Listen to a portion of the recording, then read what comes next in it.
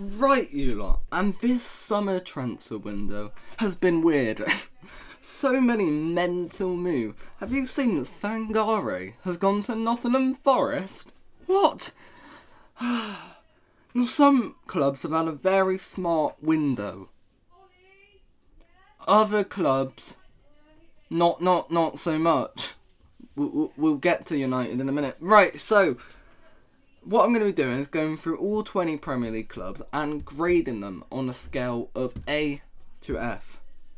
You know, like the old school grades. And I'm going to be taking into account multiple things. I feel like a lot of people talk about the incomings when they talk about these transfers, but that's about it. So I'm going to be talking about the incomings, outcomings, retaining important players, and the value for money that people have got. Because I feel like the price tags, as much as I hate how price tags are kind of bewidled to players sometimes, for example, like, you know, I hate people like an Anthony get when they didn't even choose their ridiculous price tag, but you've got to take the price tags into an account here and see, based on the money they've spent, what have they actually got with that money.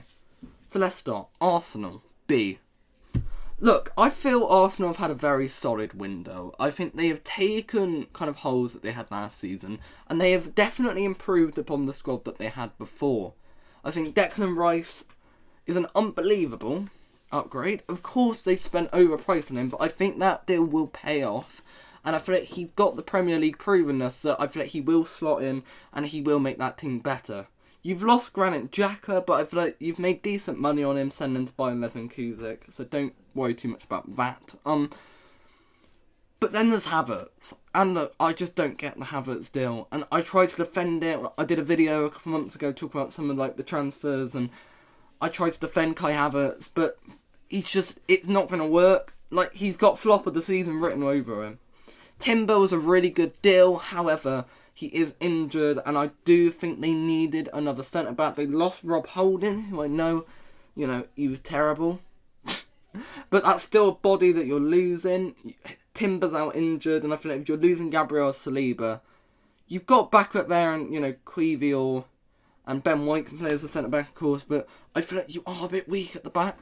The striker situation I actually think is quite good. I feel like people have been really unfair to Jesus this summer because, like, Liverpool, you know, just because Jesus doesn't score goals doesn't mean that he's not a great striker. Look at Bobby Firmino at Liverpool. He didn't always score, but he was really vital, and I feel like Jesus can play that role. So I don't mind them not upgrading Jesus. They've also kept the likes of Odegaard, Saka. You know, they're good enough to go play for like a Real Madrid, a Barcelona, a Bayern or Man City, but they've kept on to them. They've upgraded. The Raya thing was a bit strange, but I get it. And Ramsey is probably shaking, but for me, I think the Havertz deal and kind of that lack of depth maybe at the back. But I do like that they got their business done early as well. I'm going to give them a B. Aston Villa, A. Aston Villa definitely had the best, I think, window of like the Brightons, Brentfords, you know, these teams are just outside of the big kind of seven trying to break in, and for me it's been a really good window. You brought in Moussa Diaby, who, you know, when you look at a player and they've just got something about them, Diaby, you look at him and he's got the attributes and he's got the physicality that he could be a top player for Aston Villa. He's got that about him for me. You've also brought in Pau Torres, who I know some people are a bit critical of him. I really like Pau Torres, especially when he was at Villarreal, and I think he'll take time, but when he really is at it, he'll be at it for me. And then you've got, of course, Yuri Tielemans on a free, which was a really astute deal. They were able to hold on to the likes of Kamara and Louise.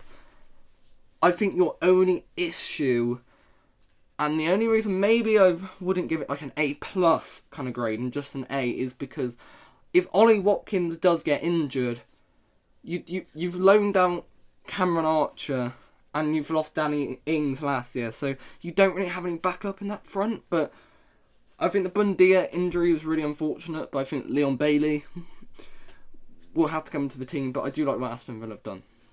Brentford, I'm going to go for a B- for me. Brentford has been a pretty astute window. I think they've got in, you know, Kevin Sade, who I think he'll be a decent player for Brentford, but I don't think he'll bring the light on. They brought back Neil Maupay, which, I mean, why?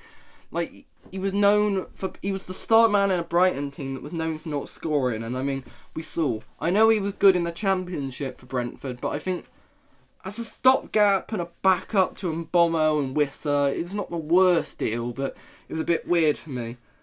You've also brought in Nathan Collins at the back, which I don't think enough people talk about. That was a good deal. But you have lost David Raya, and you've replaced him with Mark Flecken, who it is a downgrade. There's no way to shape it, and I think there were better keepers who were on that market than Mark Flecken. But, you know, I think Brentford have had an alright window. Of course, the loss of Ivan Toney, I'm glad they put faith in Mbommo and Wissa and not kind of like overspent on like a Brendan Johnson or something like that. I think it's been clever, Brentford. Brighton, B+. Brighton are always brilliant in the transfer market. The money they've been able to recuperate. I mean, McAllister was unfortunate because there was a release clause there, but I feel like the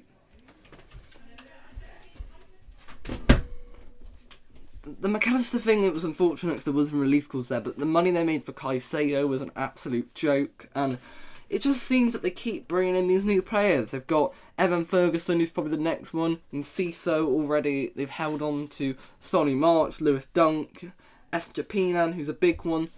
I think the lack of fullback cover, a lot of Brighton fans do kind of point out. I think, you know, you're losing Grace or Estupiñán, like Milner's probably your best option there, and it's like, it's not great, but I really like that winger guy they brought in. I think he's going to be the next one. I can't remember his name off the top of my head, but you know the guy that I'm on about. James Milner was a really clever deal, and I really like João Pedro. I think he will be a top 10 signing this season. I think it's an amazing deal, but I think Brighton, they've still got money to spend, and they'll probably invent someone that I've not even heard of and will be worth 100 million by the end of this season. That's just how Brighton work.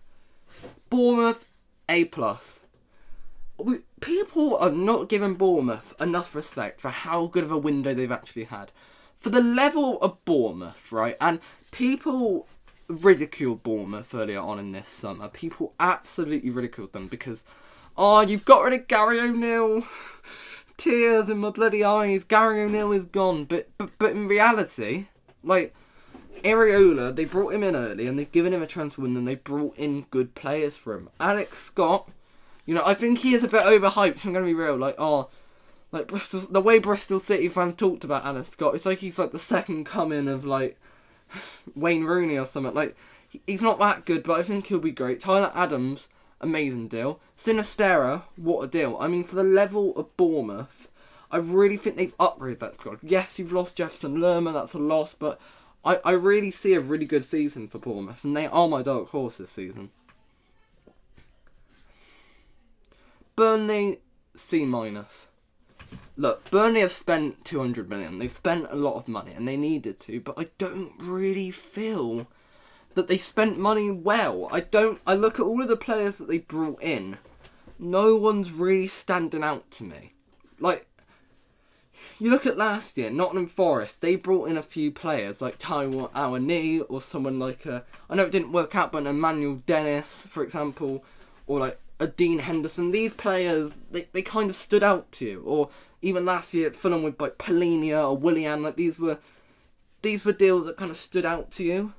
I look at these Burnley buys, and none of them, like, you spent 19 million on James Trafford. I think the move's come too soon for him. I feel like he should have been at a Championship club this season. I really like James Trafford, and I think he has potential to be a future England number one, but I think it's come too early, this big move for him, and I think he's going to be exposed. And I think Kompany, you know, it's been a bad start for Burnley, but I think people are being a bit harsh on them. They have played, like, only pretty much top teams. They've played Spurs, Aston Villa, and Man City. Like, they've not played a Wolves or a Crystal Palace or a Nottingham Forest yet. So I think people are being a bit harsh on Burnley and Kompany, but to be totally real, you know what I mean. But I think nothing's really blown me away with Burnley. Chelsea, A.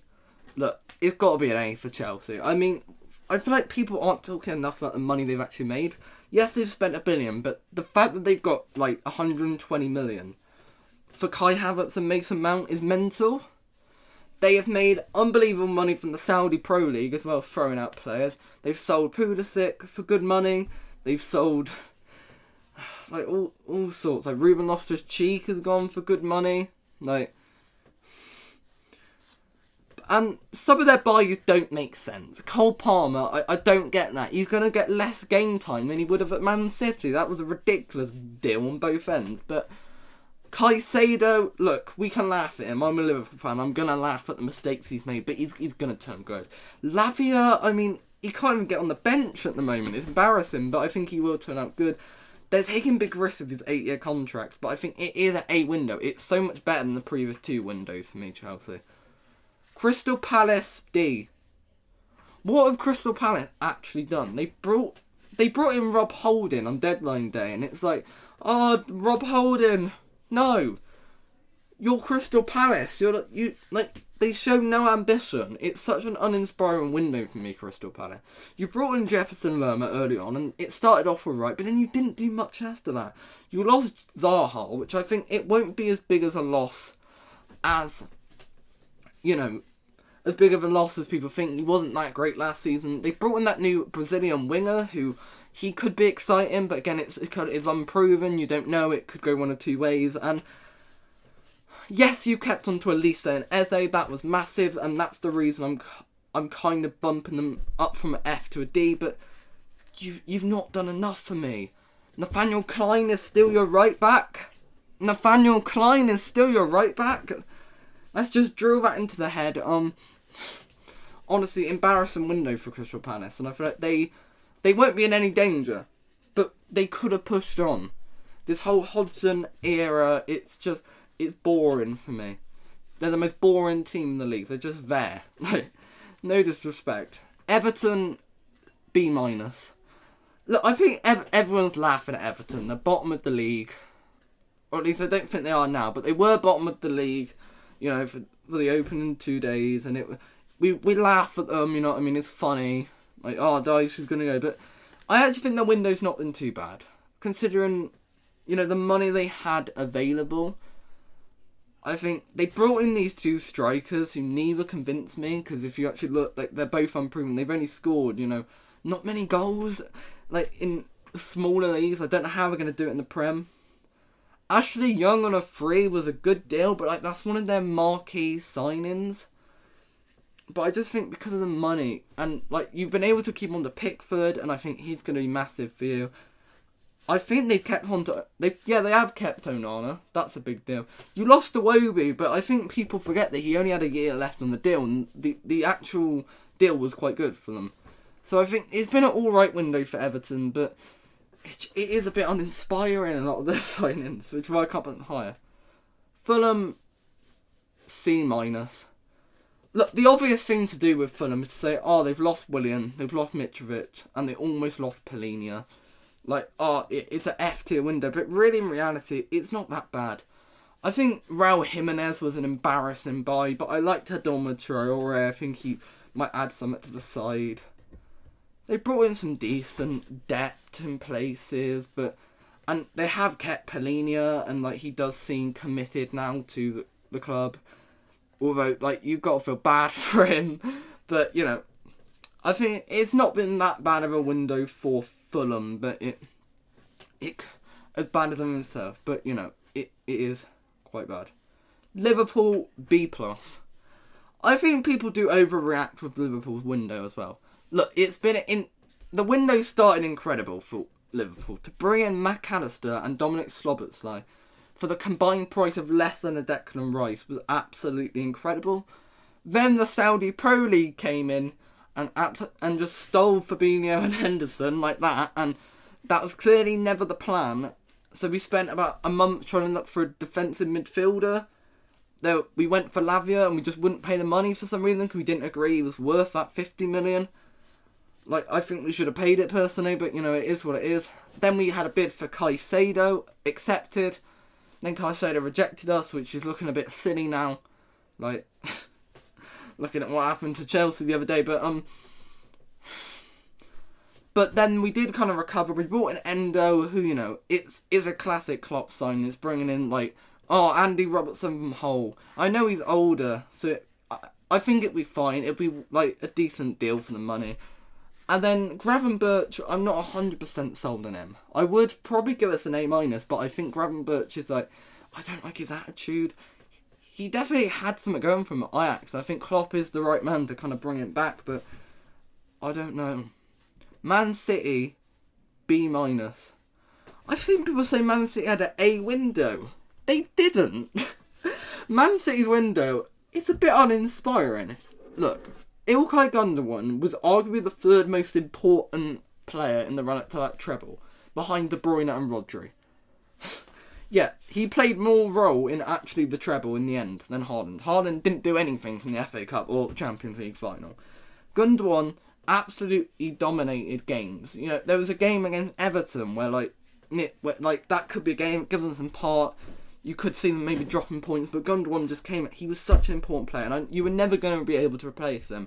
But they needed to bring in someone like a Joshua Kimmich, someone like even like a Declan Rice. They needed that kind of player, someone who really had it. And Kovacic is a great player, and I always thought he was Chelsea's best midfielder.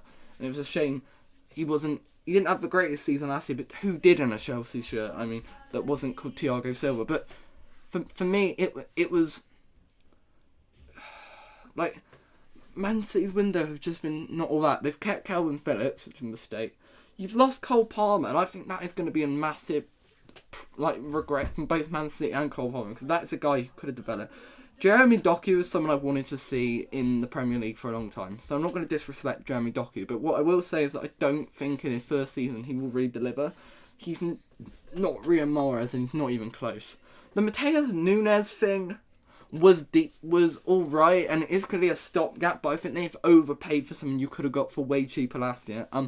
But for me, the one deal that saves this window and makes it like not a D or a C is Joshua Gvardiol. I mean, this is the guy that I would have absolutely loved at Liverpool. He is going to be the future. He is going to be one of, he is someone who will probably captain Man City to Champions League in the future. He is that good, and it's unbelievable business. I'm absolutely gutted that Man City have got him, to be honest.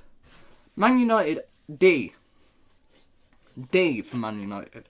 My issue with Man United this summer, and I'm going to be totally real, is that I don't really think they've had their priorities right. I think going into this summer, the key areas I think Man United really need to focus on was an out-and-out striker, a proven striker, someone, like Kane, like Osman, like Zlatovic, like Ramos at Benfica. Anyone of that calibre, even someone like an Ivan Toney or Ollie Watkins, someone who could score you goals. And they needed a centre-back, because I think as good as Lindelof can be, and he does a decent shift, he's not a Champions League winning centre-back, Lindelof, I'm going to be real. And Varane, he's not getting any younger. You needed someone, and he is injured. His injury, him and Martinez do tend to get injured quite a fair bit, so you needed someone there.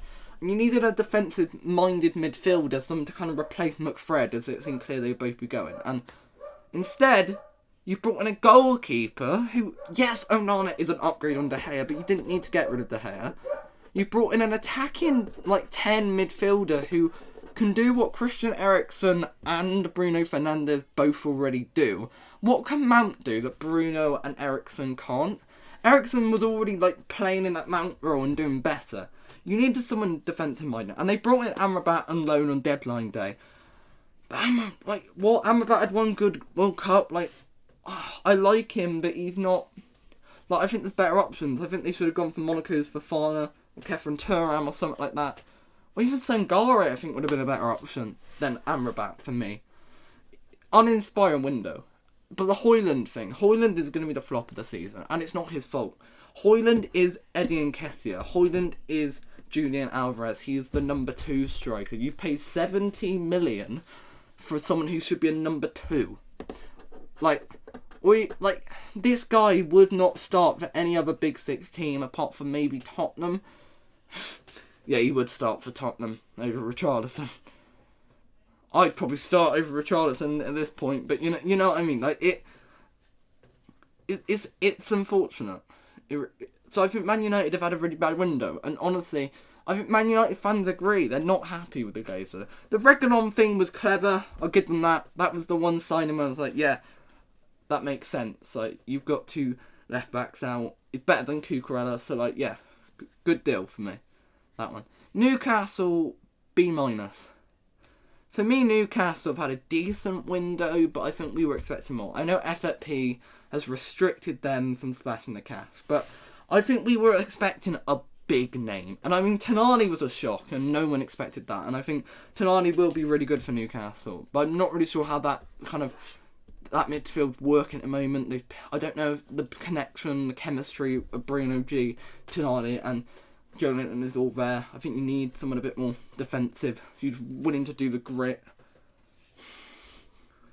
I really like Lewis Hall and Livramento, especially Livramento. I think he's going to be an absolute incredible player, but they're not players who are going to be world class now. They're ones of the future.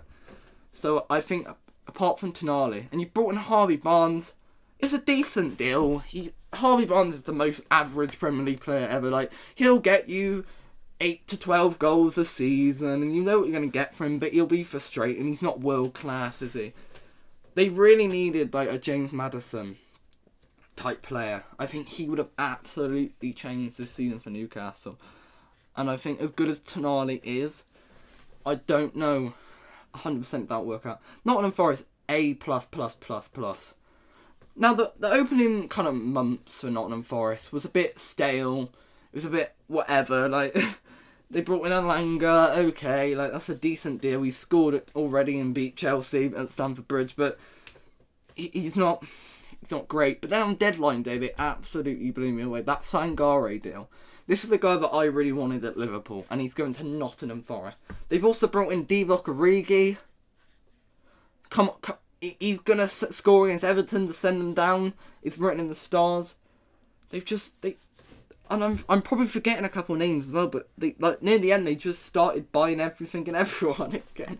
They've got like 36 players in their squad. I absolutely love this window for Nottingham Forest, and I think they're going to have a really good season under Cooper. Tottenham, A-.